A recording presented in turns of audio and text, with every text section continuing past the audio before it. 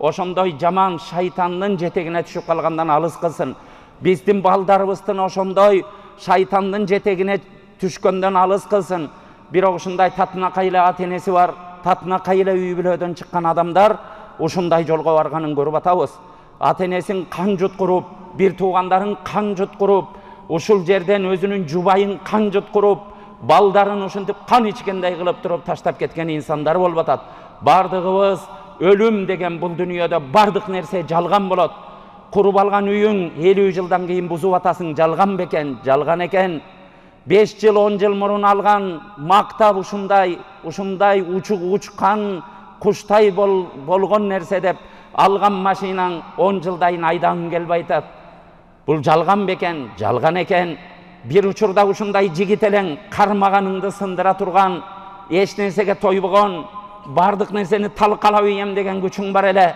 Бир кезде ушинтип туруп кепшейип калган, чалга айланып калбатасың. Бул жаштыгыңда жалган бекен, жалган экен урматтуу бир туугандар. Бирок бир чындык бар, муну унутпайлы. Өлүм деген чындык бар. Күллү нафсин заиқатул маут. Кур'ан-ы Каримде Алла Таала бардык кыбыраган жаныбар жандыктардын бардыгы өлүм шербетин, өлүмдүн даамын бир күнү татат дейт. Бардыгыбыз ошол жерге барат экенбиз. Бул чындык. Эми ошо чындыкты Алла Тааладан сураналы. Аллахым я Раббал аламин, Кудайым иманымдан ажыратпа, ыхласымдан ажыратпа, өзүңө дайыма сежде кылайын, ушу кыска өмүрдө өзүңө жага турган иштерди кылайын, адамзатка пайдалуу болоюн, Кудайым жаман тагдырды көрсөтпө. Ушу эң негизги адам баласынын бардыгы жолуга турган бир чындык, бул өлүм деген чындык экен. Ушу өлгөнүмдө адамдар ушинтип артыман суктанып калгандай өлүмдү насип кыл дейли. Урматтуу бир тууган, баары бир күн өлөт экенбиз. Бирок өлгөн учурларымда ит өлгөндөй өлбөйүн, өлгөн учурларымда арам өлүм менен өлбөйүн, өлгөн учурларымда адамдар жаназама баргандан заарыканып калган ушундай абалда өлбөйүн. Кудайым ушу өзүңдүн кызматыңа кетип баратканда, мечитке ушинтип чуркап намазга кетип атканда, оозу морозо болуп атканда, балдарыма адал ырызкы табайын деп үйүмдөн ушундай бир пешене тер менен иштей турган бир ишиме кетип атканда, ниетим түз болуп атканда, мечитке келип сеждеде турганымда, үйлөрдө сеждеде турганымда, кандай болбосун Алла Таала өзүң ыраазы боло турган бир ишти кылып атканымда, ошол учурларда өлүм келсин деп бардыгыбыз дуа кылалы. Илгерки аалымдар ушундай дуа кылат эле. Таваффани муслиман ва алхиқни бис-салихин. О Аллахым, мени мусулман кылып өлтүр, мусулман абалда өлтүр.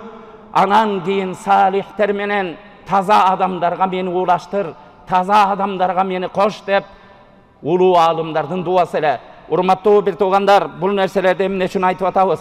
Жерге бизде болуп аткан ооруларды бардыгыбыз дарылашыбыз керек. Аны коом жалпы дарылашы керек. Ушул денеңе, ушу жериңе бир манжаңдын үстүнө бир жара чыкса, ошо бул манжанын иши өзү дарылап алсын дебейбиз да. Бардык денеге ошого күрөшөт, ошону дарылаганга. Аны сен акылың менен аптекадан алып келип бир дары сүйкөйсүңбү, врачка барасыңбы, же Алла Таала жаратып койгон ичиңдеги сенин органдарың, сезимдериң күрөшөбү, бардыгы күрөшүп ошону дарылаганга аракет кылат. Ошо сыяктуу урматтуу бир тууган, коомдо болгон нерсе эртең менин башыма да келбесин. Бир адам мына өзүнүн өмүрүн кыйып аткандарды көрүп атабыз. Кудай сактасын, кирип бир жерге асынып койгондорду көрүп атабыз.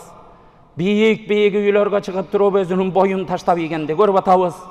Уксус ичип туруп аны менен өлүп калганды көрүп атабыз. Уу ичип өлүп калганды көрүп атабыз. Өзүнө өзү бычак сайып алганды көрүп атабыз.